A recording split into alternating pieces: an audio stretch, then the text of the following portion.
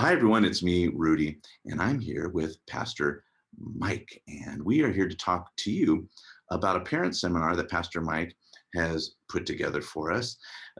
First of all, why don't you tell us a little bit about your heartbeat behind why you wanted to bring this event to the families of Old Town? Yeah, well, the last few months I've been working here at Old Town, and we've been gaining some traction and some momentum.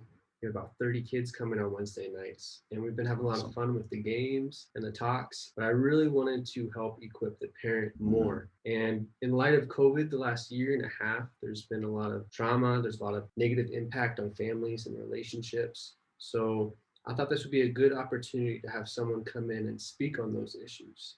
So I found Jeremiah, a pastor and a counselor, to come and speak on navigating youth mental health. I'm very excited that Jeremiah is going to come and be our speaker. It's a great honor to have him here. Jeremiah, would you share a little bit about yourself and maybe the why behind what you're going to talk about? Yeah, absolutely. And I'll actually start with that why because it's such a compelling reason and such a compelling question that the reality is youth and students navigate so much difficulties with regard to relationships and emotions and mental health. And to your point, COVID and this last year and a half has just been a tremendous impact on students and their overall well-being. So one of the reasons why I'm so excited to have this opportunity to share with folks, share with parents and individuals, and perhaps those who maybe you're not a parent of a student-age person, but you work a lot with students, is we're going to be going through practical tools as to how to better help students navigate those emotional, relational, and mental health related difficulties.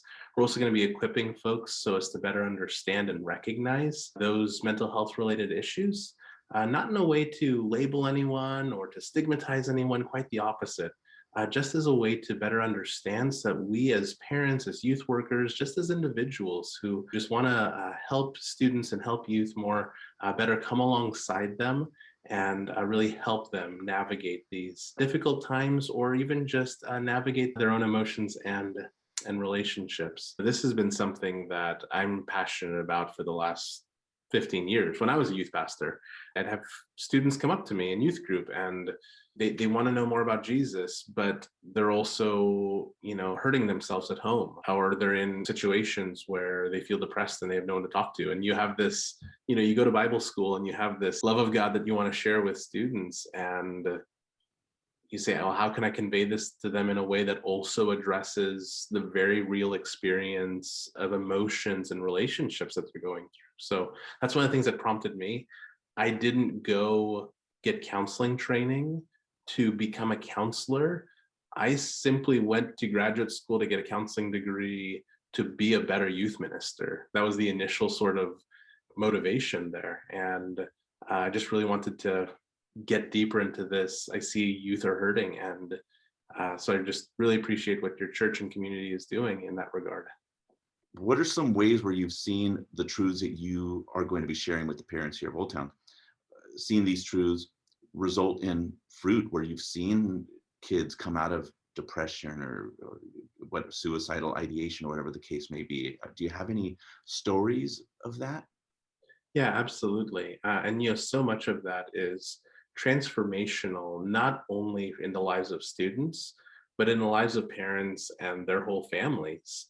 When there's distress, be it for a student or a youth person, normally the whole family experiences that. So when we equip folks with communication tools, for instance, to better understand and to be able to understand their students' emotions and help them process that, it really reframes the way they approach students. We look at take for instance, an idea of a student who may have acting out behaviors or undesirable behaviors. We learn to understand behaviors as symptoms of underlying emotional struggles. So all of a sudden, the conversation shifts from, well, I have a student who's doing this thing and I want them to stop. And it shifts to a posture of compassion that says, I have a student who's hurting and that hurt is manifesting as this behavior. How can I come alongside them in a healing way? And when we see that take place, to your point, the transformation that occurs and takes place is just tremendous. Students that wrestle with self-harm or suicidal ideation, or even relational difficulties. Might be some interpersonal things, could be depression, anxiety, worry that could be impacting their academics or even impacting their own faith and spirituality as well. So we really see that equipping parents to do this family ministry in the home and for parents to have these tools to minister to their kids, boy, what a tremendous thing with really positive outcomes. Mm, wow. Well, I'm really excited to hear you speak on it. I Yeah, mean, that very sounds excited. tremendous. Well, thank you, Pastor. I'm really grateful to you for your willingness to come and teach us and to equip us to better come alongside our young ones. So very grateful. And when did you tell us the date and the time? And there's no tickets. This is free, right? This is free. So June 26th, parent seminar at 6 p.m. It's going to be free and open to the public, and it's also going to be live streamed if you can't make it. Great. Fantastic. All right. Well, I hope that we'll see all of you there. Mark your calendars. And thanks again, Pastor Jeremiah, for meeting with us today. We look forward to seeing you not too long from now. Yeah, thank you so much. All right, brother. Take care.